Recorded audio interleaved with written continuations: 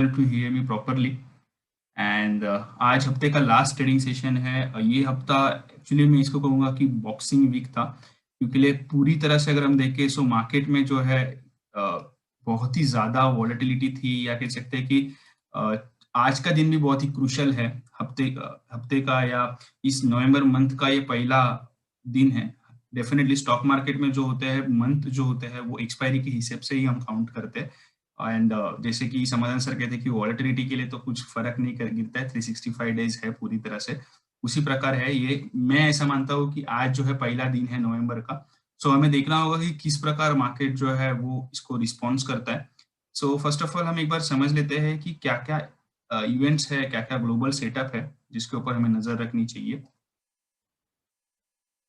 So first of all guys, कल के दिन में आफ्टर लॉन्ग टाइम, यानी कि कह सकते 4 दिनों के बाद डाउ जोन्स में पॉजिटिव क्लोजिंग आई। नैस्डैक वहां पे आउट परफॉर्मेंस दिखाते हुए हमने नजर आया। सो ये एक अच्छी बात है कि मार्केट के अंदर जो है स्ट्रेंथ जो है वो नैस्डैक की तरफ से आ रहा है, बिकॉज नैस्डैक जो होता है कि जो सबसे ज्यादा कह सकते हैं कि उनका आईटी इंडेक्स जैसा ही है, कि वहां से आईटी के बहुत सारे स्टॉक्स जो है वो रिफ्लेक्शन देते हैं। सो ये एक अच्छी बात थी, क्लोजिंग पॉजिटिव आई। बट अगर आज अभी के वक्त अगर आप फ्यूचर्स देखें डाउ जोन्स के, तो वो इतने कॉन्फिडेंट नहीं लग रहे। ये जितने भी गेन उन्होंने लिया है वो लूज करते हुए नजर आ रहे हैं। हालांकि सारे मार्केट्स जो है ग्लोबल मार्केट्स वो भी वहां पे एक थोड़ा सा वीकनेस दिखा रहे हैं। सो हमें क्लियर इंडिकेशन ये है, जो हमने टेक्निकल बेसिस पे भी देखा था, कि वीकनेस जो है वो आने वाली है। अब एक बार हम देख लेते हैं इवेंट्स क्या है हमारे पास। इवेंट स्पेसिफिक तो मुझे लगता है आज का सबसे बड़ा इवेंट है रिलायंस का रिजल्ट। एंड ये मोस्ट ऑफ दी जो है मार्केट के बाद ही आता है। सो ये भी मंडे के लिए हमें एक इम्पैक्ट देगा। देन एचपीसीएल जो है 4 नवंबर को बायबैक के लिए देख रहा है। रीजन ये है कि यहाँ पे वैल्यूएशन बहुत ही कम है स्टॉक के। सो डेफिनेटली एक बार कंपनी सोचेगी कि हम एक थोड़ा सा बायबैक कर ले, जो ओनरशिप है अपने पास रख दे।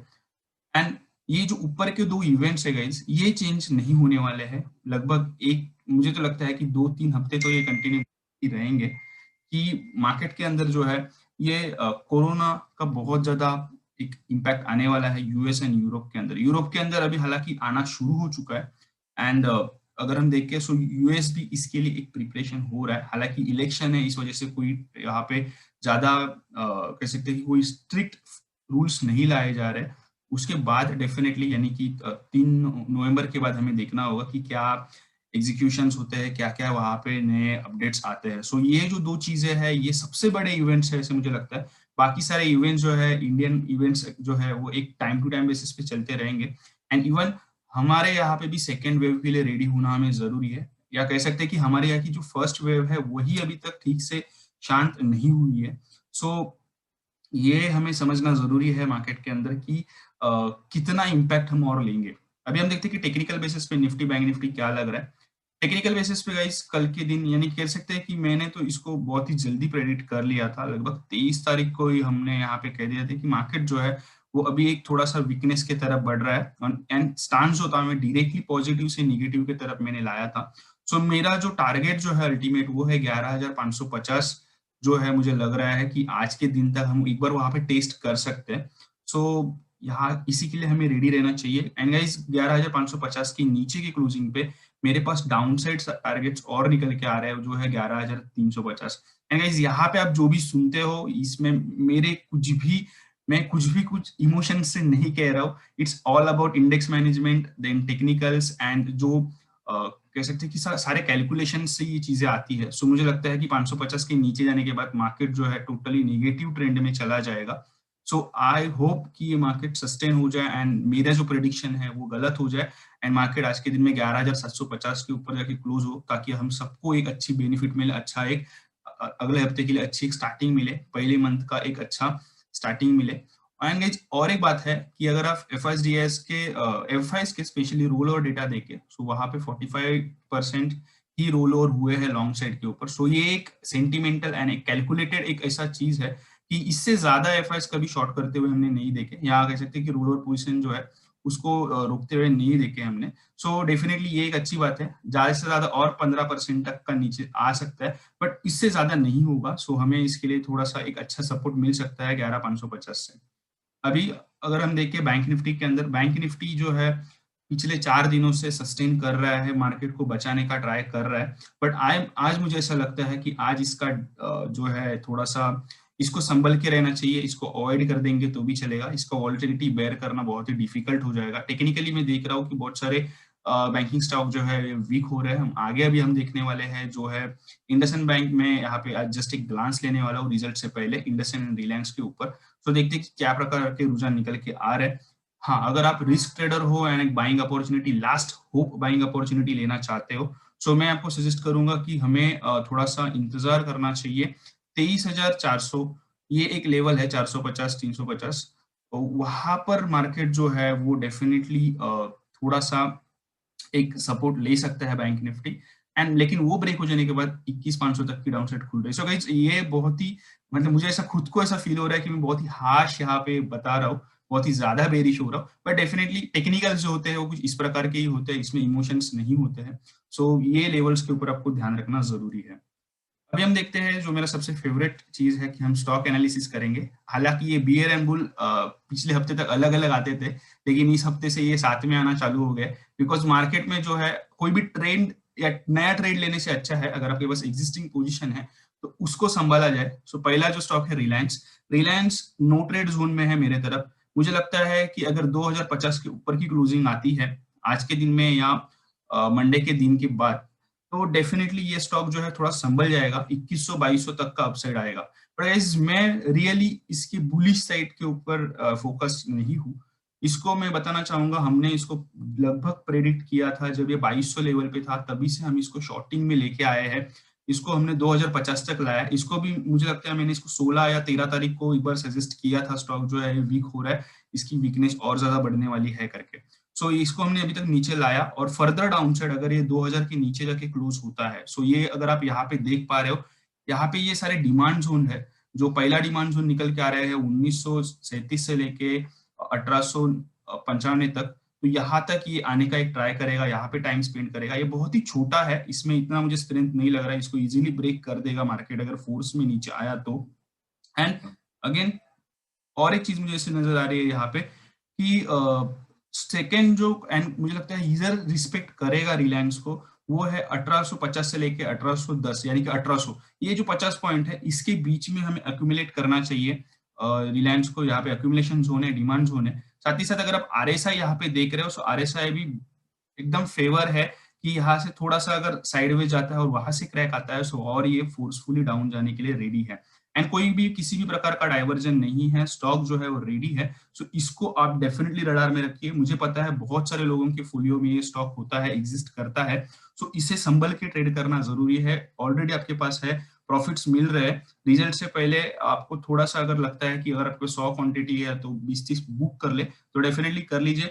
अगेन फ्रेश बाय कीजिए अगर ये 2100 के ऊपर की सस्टेनेबल क्लोजिंग लाता है। साथ ही साथ मार्केट अगर 11,800 के ऊपर जाता है, सो इस स्टॉक को आप एक बार सोच सकते हो। नेक्स्ट स्टॉक जो है इंडसइंड बैंक। इंडसइंड बैंक में टोटली अवॉइड कहूंगा।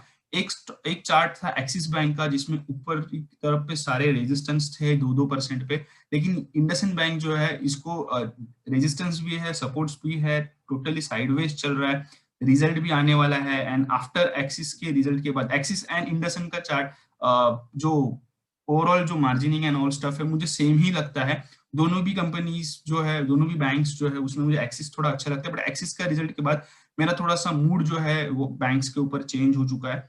एंड मैं कह रहा था कि पिछले बड़े वक्त से कह रहा था कि मैं एक्सिस जो है वो मेरे रडार में आ रहा है, बट अभी मैं वापस उसको मैंने बाजू में रख दिया है। मुझे नहीं लगता है कि उसके ऊपर फोकस करना चाहिए। साथ ही साथ इंडसइंड बैंक मैं अवॉइड करूंगा। इसमें ट्रेंड क्लियर नहीं है पहली बात, एंड वीकनेस जो है, अर्ली वीकनेस इसके अंदर दिख चुकी है। अर्ली वीकनेस का एक एग्जांपल मैं आगे लेने वाला हूँ, जो मुझे कभी अगर अर्ली वीकनेस ये वर्ड में अगर यूज करता हूँ तो क्या होता है, स्टॉक कहाँ से कहाँ चला जाता है। सो यहाँ पे मुझे लगता है इंडसइंड बैंक का जो सपोर्ट मिलेगा वो अगर नीचे की तरफ अगर आता है तो 536 से लेके 515 के बीच में, एंड अपर साइड रेजिस्टेंस किसी भी रीजन से अगर ऊपर निकलता है तो 662 का क्रूशियल रेजिस्टेंस है, ये ब्रेक होता है तो स्टार्ट या स्टॉक जो है फ्री फ्लो 700 तक जा सकता है। बट अगेन मुझे अपसाइड इसमें बहुत ज्यादा नहीं लग रही है। ये थोड़ा सा मार्केट के हिसाब से अगर हम देखें तो स्टॉक जो है उसको अवॉइड करना चाहिए। ये थे दोनों स्टॉक जो आज के रिजल्ट हो रहे थे। एक्सिस बैंक, हाँ यही मैं डिस्कस कर रहा था अभी। कि 512 का जो है रेजिस्टेंस था जिसके ऊपर हमें एक्सपेक्ट किया था 23 तारीख को, अगर इसके ऊपर की 512 के ऊपर की क्लोजिंग आती है तो स्टॉक ऊपर निकलनी चाहिए, लेकिन स्टॉक में वो क्लोजिंग नहीं आ पाई। 2-3 बार एक्चुअली स्टॉक ने ये लेवल टेस्ट किया, लेकिन वहां की क्लोजिंग लाना पॉसिबल नहीं हुआ, तो स्टॉक वीक हो चुका है। सो इसमें अभी एक नया ट्रेड या कह सकते हैं कि प्रॉफिट बुकिंग वाला एक माहौल बन रहा है। अगर ये 480 के नीचे निकलता है तो एक बार एग्जिट कर लेना चाहिए, एंड फ्रेश बाय अगर आपको करना है तो अगेन मैं कहूंगा 512 के ऊपर अगर ये निकलेगा तभी फ्रेश बाय करना है। यानी कि गाइस इसमें हार्डली आपके 4 या 3% मिस आउट हो जाते हैं, लेकिन अगर स्टॉक 15-20% नीचे आता है यहाँ से, सो डेफिनेटली आपके जो है एक पैसे बच जाते हैं। अपॉर्चुनिटी लॉस जो है 4% का है, लेकिन अगर आपका एक्चुअल पीएनएल देखे तो 15% से बच सकता है। देन टाइटन, ये भी एक स्टॉक है जिसका रिजल्ट आया, बट रिजल्ट तो मैंने चेक नहीं किया, ये भी अर्ली सेल ऑफ के नजदीक आ रहा है, लेकिन इसका सेल ऑफ जो है इतना ज्यादा नहीं लग रहा है मुझे। ये लगभग सपोर्ट लेना चाहिए 1120 से लेके 1070-75 के बीच में। अगेन इसमें जो है शॉर्ट कॉल ऑलरेडी आ चुका है, एडीएक्स कंफर्मेशन प्रॉपरली हो चुका है, आरएसआई जो है वीक है, and then moving average basis पे भी इसने ड्रॉप डाउन दे दिया है। इन बिटवीन कोई सपोर्ट प्राइस एक्शन बेसिस पे नहीं है। मार्केट के इंडेक्स मैनेजर्स का भी कुछ इतना खास स्टॉक नहीं है कि जिसके ऊपर ये बहुत ज्यादा ये लोग रिलाई करते हैं। सो ये स्टॉक जो है ये इसके ऊपर नजर रखनी चाहिए। इसका जो डाउन साइड मुझे दिख रहा है 1120 तक नीचे आ सकता है, ये हमें नजर में रखना चाहिए। देन गाइस अर्ली शॉर्ट वाला जो मैं कह रहा हूँ, ये फील वी, यहाँ पे हमें जो होता अर्ली बेरिश व्यू आया था हमारा, वो है पीवीआर के अंदर, एंड लगभग 13 तारीख को मैंने इसको लिया था, यानी कि ये 13 तारीख यहाँ पे निकल के आती है यहाँ से, यानी कि 1250 से लेके स्टॉक जो है वो मेरा जो अल्टीमेट टारगेट था कल का वो हिट कर चुका है 1090 का, एंड मुझे लगता है फर्दर डाउन साइड के लिए भी ये स्टॉक रेडी हो रहा है। जो आज मैंने वापस इसके ऊपर एक नया रिव्यू लिया है, मुझे लगता है कि अगर ये 1055 के नीचे क्लोज होता है, सो लगभग ये 965 तक नीचे जा सकता है। इन बिटवीन एक सपोर्ट जो है वो है 1022 का। सो गाइज ये होता है जब आप अर्ली किसी स्टॉक को पीक करता हो, यानी कि मैं जब पीक करता हूँ मेरे सेटअप के अंदर, वो मतलब नॉर्मली ऐसा नहीं दिखता है कि बड़ा बेरिश ट्रेड होने वाला है, लेकिन वो हो जाता है क्योंकि ये सेटअप ही इस प्रकार है कि ये बहुत ही डेडलीस्ट है, एंड ये अगर अपर साइड आपको रेजिस्टेंस कर रहा है तो बहुत ही ज्यादा प्रेशराइज करके यहाँ पे आपको मंदी मिलती है, और तेजी के वक्त भी ये आपको पूरी तरह से फ्री फ्लो ऊपर लेके जाता है। सो इस सेटअप को हम एक बार डिस्कस करेंगे इवनिंग सेशन के अंदर, नॉट ओनली 2 डेज बट आगे आने वाले सेशंस के अंदर, लर्निंग सेशंस के अंदर भी हम इसकी डिस्कस करेंगे। तो गाइज अभी देखते हैं एफएनओ बेसिस पे आज का मार्केट क्या लग रहा है। समाधान सर आप बताइए एफएनओ बेसिस पे आपको आज के मार्केट के अंदर क्या रुझान आ रहा है। Thank you so much, very good morning all. Data यहाँ पे हमें जो दिख रहा है, वो जो पहला जो डेटा है वो तो एफआईआई डीआई का डेटा जो दिख रहा है, उसमें मैं बोलना चाहूंगा कि एफआईआई और डीआई दोनों ने ऑलमोस्ट 420 और 253 करोड़ का सेलिंग हो चुका है इक्विटी में। तो ओवरऑल ऐसा सिचुएशन तब आता है जब अपना पोजीशन लोग फ्री करना चाहते हैं, स्पेसिफिकली एफआईआई और डीआई। तो नॉर्मली ये जो है ये कुछ ही दिनों के लिए है, ऐसा नहीं है कि सेलिंग है तो बहुत बड़ा मंदी लग रहा है। हाँ डेफिनेटली जो जैसे स्वपन सर ने भी बोला कि लेवल्स है उसको रिस्पेक्ट करना बहुत जरूरी है। बहुत बड़ा इवेंट है, और ये जो इवेंट है उसके साथ जो कोरोना का जो भी इफेक्ट आ रहा है तो उसको भी वो साथ लेके जा रहा है। तो because of both the events, और बाकी जैसे आज रिलायंस का रिजल्ट है या फिर जो भी छोटे मोटे आ रहे हैं, तो वो इफेक्ट्स करते समय सपोर्ट जो करेंगे वोलेटिलिटी को, तो वो अल्टीमेटली बहुत ज्यादा करेंगे। आपको गेन और पेन लेवल जो दिख रही है वो सेम ही है 11,700, लेकिन अगर आप देख पा रहे हो तो जो गेन लेवल है प्रॉपर स्टेबिलिटी की तरफ नहीं दिख रही है, लेकिन पेन लेवल 11,700 की स्टेबिलिटी दिख रही है। इसका एक रिजल्ट या फिर इसका एक प्रेडिक्शन ऐसा होता है कि नॉर्मल ऐसे समय पे ओपन इंटरेस्ट अगर हम देखेंगे और गेन पेन लेवल देखेंगे तो उसके साथ ही साथ में आपको इसका दोनों का कॉम्बिनेशन करके एक प्रेडिक्शन बता सकता हूँ कि हमें क्या लग रहा है। तो सोपन सर इफ यू कैन हमें वो अगर बता पाओगे कि इसका जो open interest, yes thank you so much. तो ये जो ओपन इंटरेस्ट है ये जो हमें दिख रहा है मैक्सिमम 11,700 में ऑलमोस्ट 57-58 लाख के कॉन्ट्रैक्ट्स ओपन है, और कॉल राइटिंग भी हो चुकी है। कॉल अनवाइंडिंग 12,000 से कल के दिन में, मतलब कल क्लोजिंग के से परसों तो हमें 12,000 में कॉल राइटिंग थी, जो शिफ्ट होके 11,700 में शिफ्ट हो चुकी है। उसमें 11,700 में टोटल 57-58 लाख के आसपास कॉन्ट्रैक्ट्स ओपन है। 11,800 में भी है, 45 लाख के आसपास कॉन्ट्रैक्ट्स ओपन है, और गेन पेन लेवल जैसे मैंने बोला था कि 11,700 है। तो ओवरऑल अगर ये देखें तो कॉल साइड में मुझे ऐसा लगता है कि 11,750 की जो लेवल है वो बहुत ज्यादा क्रूशल रहेगी आज के दिन के लिए, क्योंकि वोलेटिलिटी भी साथ ही साथ थोड़ा सा हमें सपोर्ट और उसको ऊपर ध्यान देना जरूरी है, बिकॉज इवेंट बहुत बड़ा है। पुट साइड में अगर हम देख रहे हैं तो 11,600 में जो ओपन इंटरेस्ट है वो ऑलमोस्ट 45 के आस 43 44 के आसपास है, 44 लाख के आसपास, और 11,300 में भी 42 लाख है। राइटिंग जो है वो 11,300 में दिख रही है, हमें 11,500 में राइटिंग बिल्कुल भी नहीं दिख रही है। तो इसका मतलब ये है कि 11,500 की लेवल जो 11,550 या 11,500 की लेवल एक बार टच होने के लिए कोई बड़ी बात नहीं रहेगी, प्रोवाइडेड यहाँ पे जो अनवाइंडिंग 11,700 में मुझे दिख रही है पुट साइड में।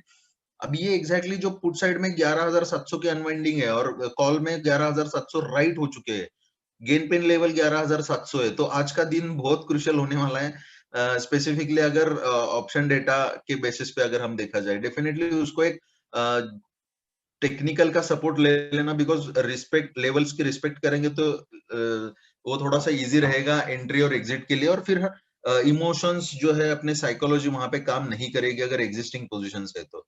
सुपन सर, अगर आप मुझे बता पाओगे कि हमारा जो वीक्स का और इम्प्लाइड वाला, या थैंक यू सो मच, तो ये डेटा भी हमें क्या बता रहा है, जैसे मैंने कल भी बोला था शाम को कि 23 के ऊपर दोनों सस्टेन हो चुके हैं, थोड़ा सा कॉशियस रहने की जरूरत है। यहाँ पे एक चीज मैं बताना चाहूंगा, मैं बोलता हूँ कि ऐसे समय पे अगर एग्जिस्टिंग पोजीशन है या फिर लेनी है तो कॉल पुट में एट द मनी के आसपास आप बाय कर सकते हो। जो विक्स का और इम्प्लाइड वोलेटिलिटी का जो ट्रेंड है वो पॉजिटिव है, अगर आपके फेवर में मूवमेंट आती है तो आपको ज्यादा बेनिफिट मिलेगा, आपके अगेंस्ट मूवमेंट आती है तो उस टाइम पे आपको एडवर्स इफेक्ट कम मिलेगा, तो लॉस कम होगा। ऐसे समय पे आपको थोड़ा कॉशियस रह के, अगर मार्केट स्क्रीन के सामने हो या कोई है अगर देखने वाला, तो उसी समय ऐसे ट्रेड्स लेने चाहिए, अदरवाइज नहीं लेने चाहिए। जो कॉल राइटर्स है उनके लिए मैंने बोला था कि मंडे को उनके लिए एक बहुत बड़ी अपॉर्चुनिटी मिलेगी, बिकॉज ये जो इंडिया वीक जो बड़ा है ना, वो सडनली 5 6 10% से भी एक ही दिन में निगेटिव होता है। तो उस टाइम पे जो वोलाटिलिटी की वजह से जो प्रीमियम गेन हो चुका है उसका अगर बेनिफिट लेना है तो मंडे मेरे ख्याल से राइट दिन होगा। मंडे सुबह हमें देखना पड़ेगा कि हम एग्जैक्टली उसके ऊपर क्या कर सकते हैं। तो आज के दिन में राइटर ने काम नहीं करना है। लॉन्ग जा रहे हो तो डेफिनेटली जाओ स्टॉप लॉस के साथ, टेक्निकल फॉलो करो, और जो ऑप्शन एंड टेक्निकल डेटा जो फॉलो कर रहे हो वो लेवल्स फॉलो करके काम करो।